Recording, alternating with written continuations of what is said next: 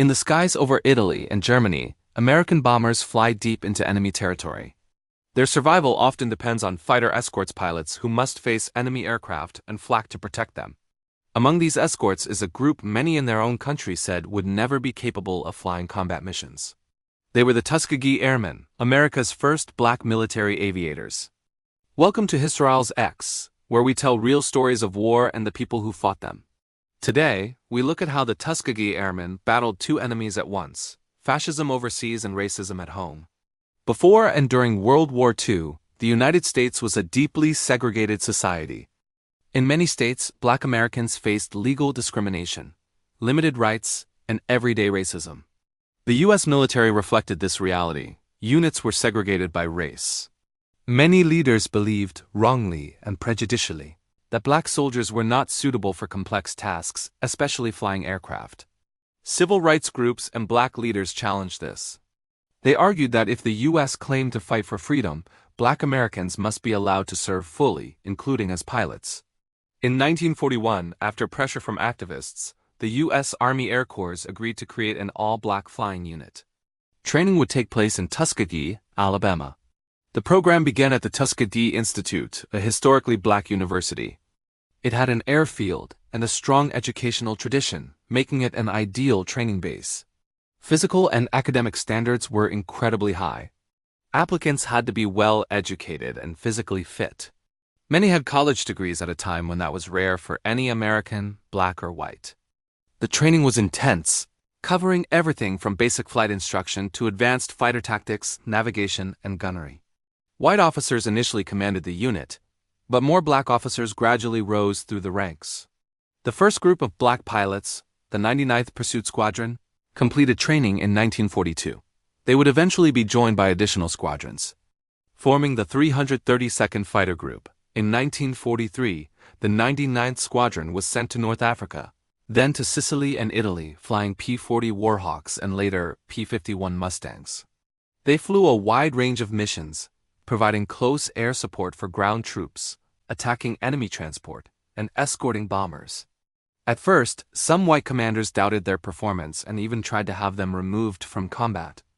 But official investigations proved that the 99th's record was just as good as any other new squadron in similar conditions. As more Tuskegee squadrons arrived, their responsibilities grew.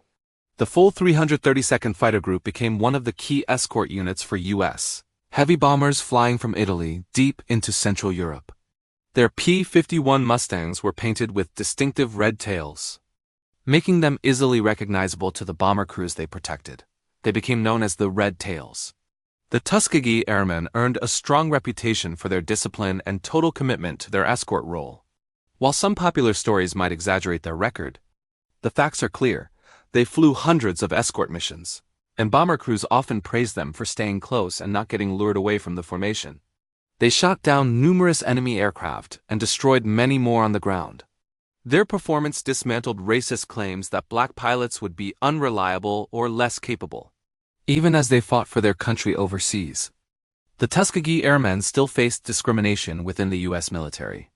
They encountered segregated facilities and housing, limited promotion opportunities, and hostility from some white personnel.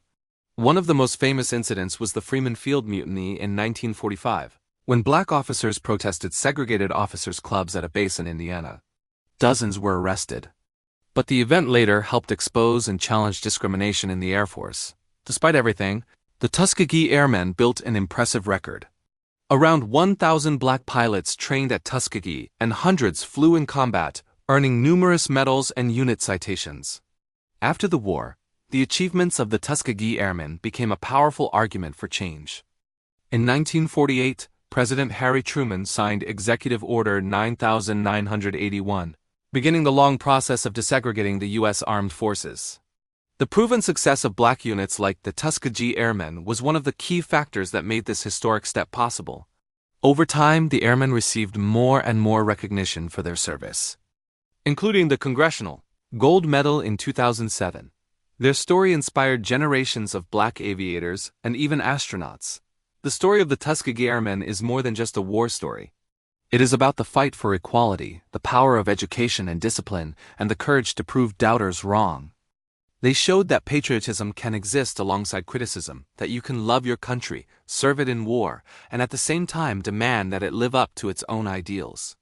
The Tuskegee Airmen fought enemies in the air and prejudice on the ground, and helped change America's armed forces forever. If you want more real stories where war and civil rights collide, subscribe to Historial's X and like this video. And tell me in the comments, what impresses you most about the Tuskegee Airmen, their flying record, or their fight against racism?